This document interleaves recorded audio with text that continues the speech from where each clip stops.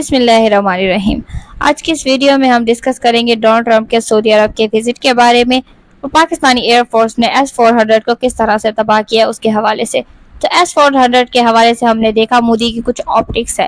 پاکستان نے کلیم کیا تھا کہ ادھم پور ایئر بیس پر S-400 کی بیٹریز کو ہم نے اڑایا ہے۔ مودی ایئر بیس پر پہنچ گئے اور بھارت کی جو ایئر فورس کے لوگ تھے ان سے بڑی گرم جوشی سے ملے اور مودی نے اپنی سیلف پروجیکشن کے لیے وہاں ایسی تصویریں کھنچوائی اور ان کو سوشل میڈیا پر اپلوڈ کیا جس سے ایک بار پھر انہوں نے اپنی ذات کو بوسٹ کرنے کی کوشش کی ہے۔ اور ہم نے دیکھا اس تصویر میں کہ بیک گراؤنڈ میں S-400 کے لانچرز دیکھے جا سکتے ہیں۔ ایکسپرٹس کے مطابق یہ مودی اور بھارت کی جانب سے دنیا کو ایک پیغام دیا گیا ہے کہ دیکھو پاکستان نے کوئی S-400 تباہ نہیں کیا، ہم اس کے سامنے کھڑے ہیں۔ لیکن وہاں پر مزید ملٹری ایکسپرٹس آ گئے، انہوں نے یہ کمنٹ کیا تو پاکستان نے کلیم کیا تھا ایئر ڈیفنس سسٹمز کی بیٹریز اڑانے کا، لیکن مودی صاحب نے دکھا دیے S-400 کے لانچرز اور بیٹریز میں بڑا فرق ہوتا ہے اور یہ بھی کوئی اتنا سمپل نہیں ہے کہ اگر ایک S-400 کا یونٹ تباہ ہوا تو دوسرے یونٹ کا وہاں پر لا کر کھڑا کر دیا گیا۔ انہوں نے سمپلی لانچرز دکھائے ہیں، جبکہ پاکستان نے لانچرز کو تباہ کرنے کا کلیم ہی نہیں کیا تھا۔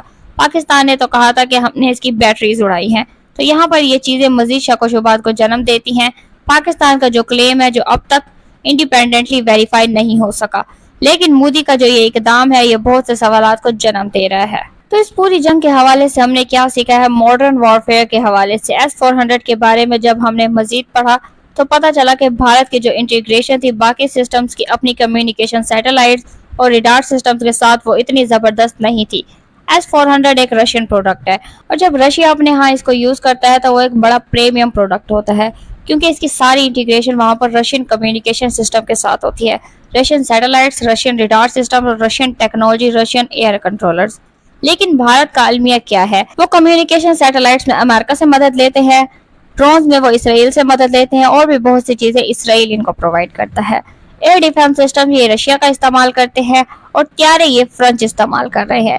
یہ ساری ٹیکنالوجیز آپس میں بیڈ انٹیگریشن کے ساتھ چلتی ہیں، ان کی آپس میں کمپیٹیبلٹی نہیں ہے۔ ان کی تو وہی چیز سامنے آ رہی ہے کیونکہ ان کا S-400 بھی فیل ہوئے ہیں اور ان کے رافیل طیارے بھی گرے ہیں کہ کس طرح پاکستان نے ان کے پورے کمیونیکیشن سسٹم کو جیم کر دیا تھا اور پاکستان کے پاس پوری انڈین سپیس کی ویزیبلٹی تھی، پاکستان کے پاس پورا کنٹرول تھا اور یہ پاکستان نے چائنا کی مدد سے کی ہے، چائنیز سیٹلائٹس کی مدد سے کیا ہے، چائنیز ٹیکنالوجی کی مدد سے کیا ہے، چائنیز ایئر کرافٹس کی مدد سے کیا ہے اور airborne warning and control system ایوکس طیارے جو ہوتے ہیں جو ریڈار سسٹمز کو مانیٹر کرتے ہیں ان کی مدد سے کیا ہے۔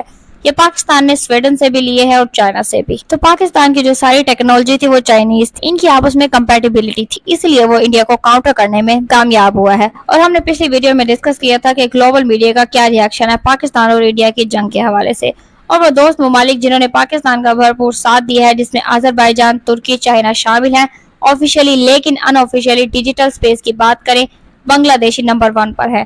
اور بھارت کی بات کریں تو بھارت ان سارے ممالک کا بائیک آؤٹ کرنے کی بات کر رہا ہے، ترکی کا وہ بائیک آؤٹ کرنے کی بات کر رہے ہیں، آذربائیجان کا اور چائنا کا۔ ایون ان کے ٹریول ایجنٹس ایئر لائنز پوسٹیں لگا رہے ہیں کہ اب ہم ان ملکوں کا رخ نہیں کریں گے۔ تو یہ تھی اب تک کی پاک بھارت جنگ کے اپڈیٹس۔ تو اب ہم بات کر لیتے ہیں امریکن صدر ڈونلڈ ٹرمپ کا سعودی عرب کا وزٹ۔ تو امریکی صدر ڈونلڈ ٹرمپ نے مئی 2025 میں سعودی عرب کا تاریخی دورہ کیا جس کے دوران دونوں ممالک کے درمیان کئی بڑے معاہدے طے پائے۔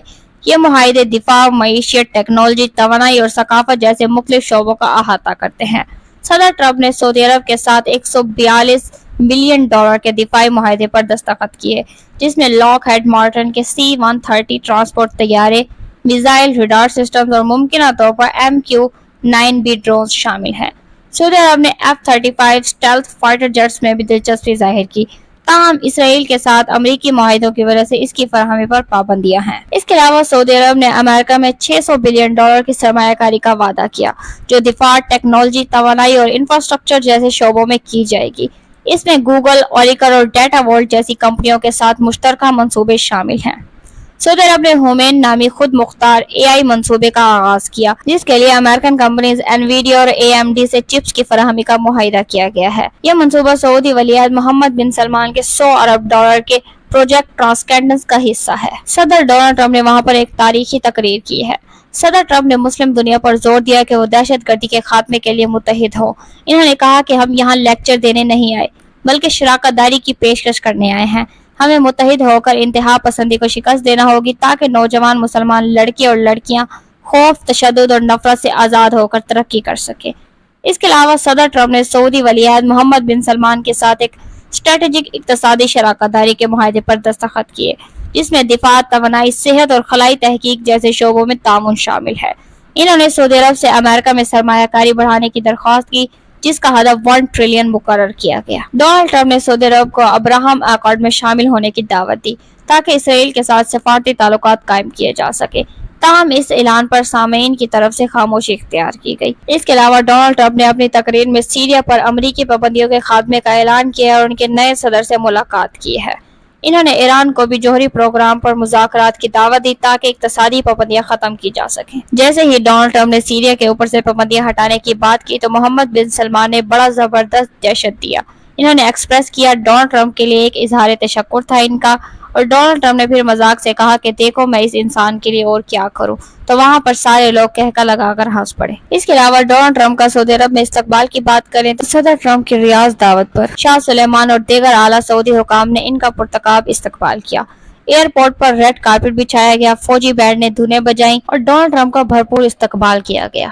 सदर ट्रंप और मोहम्मद बिन सलमान ने मुलाकातों के दौरान दिफा, तवानाई, सेहत और खलाई तहकीकात जैसे शोबों में ताउन पर बातचीत की। इस मौके पर 110 अरब डॉलर के दिफाई मुआहदे पर भी दस्तखत किए गए, जिसमें अमरीकी असला और टेक्नोलॉजी की सऊदी अरब को फराहमी शामिल है। ये दौरा न सिर्फ अमरीकी सदर के लिए एक सिफारती कामयाबी था, बल्कि सऊदी अरब के लिए भी आलमी सतह पर अपनी अहमियत को उजागर करने का मौका था। इस शानदार इस्तकबाल ने दोनों ममालिक के दरमियान ताल्लुकात को नई बुलंदियों तक पहुंचाया है। तो डोनाल्ड ट्रंप के विजिट के दौरान हमने देखा कि इन्होंने सीरिया पर से भी पाबंदियां हटा दी और ईरान से भी अपने ताल्लुकात बेहतर करने की बात की है। तो इससे यूएसए की जो डेमोक्रेसी है, जो पॉलिसी है, वो चेंज होती हुई नजर आ रही है। इसके अलावा ट्रंप ने सऊदी अरब के विजिट के बाद कुछ और अहम मुस्लिम ममालिक का विजिट करना है। ताहम खास तौर पर यह वाज़ेह किया गया कि इसराइल इन विजिट में शामिल नहीं होगा। तो इसके आखिर क्या रीजन है, आइए इस पर बात करते हैं। तो इस हवाले से बहुत सी खबरें भी आ रही हैं कि डोनाल्ड ट्रंप के इस वक्त इसराइल से इख्तलाफात चल रहे हैं। इसराइल ने डोनाल्ड ट्रंप की बात का मान नहीं रखा और जो ट्रूस करवाया था डोनाल्ड ट्रंप ने, एक सीज फायर एग्रीमेंट, इसराइल इसके दिन ब दिन धज्जियां उड़ाता जा रहा है। और इवन डोनाल्ड ट्रंप भी ये कहने पर मजबूर हो गए हैं कि गजा के लोगों तक फूड पहुंचनी चाहिए। वहां पर एक जबरदस्त फूड क्राइसिस चल रहा है, बच्चे वहां पर मेल न्यूट्रिशन से मर रहे हैं, बच्चों की आई साइट वीक हो रही है सिर्फ और सिर्फ खुराक की कमी की वजह से। फूड ट्रक्स आसपास खड़े हैं गजा के, लेकिन इनको इसराइल इंटर ही नहीं होने दे रहा। तो इस चीज पर डोनाल्ड ट्रंप के तहफ्फुज़ात हैं। सीज फायर के हवाले से नेतन्याहू नहीं मान रहा। 2 स्टेट सोल्यूशन की बात की थी, वो नेतन्याहू नहीं मान रहा। सऊदी अरब भी अपने पॉइंट पर अड़ चुका है कि जब तक जो इनका फार्मूला था 2 स्टेट सोल्यूशन के हवाले से, एक इंडिपेंडेंट फलस्तीन स्टेट के हवाले से, जब तक इसराइल इसकी बात नहीं करेगा हम इसके साथ ताल्लुकात को नॉर्मलाइज नहीं कर सकते।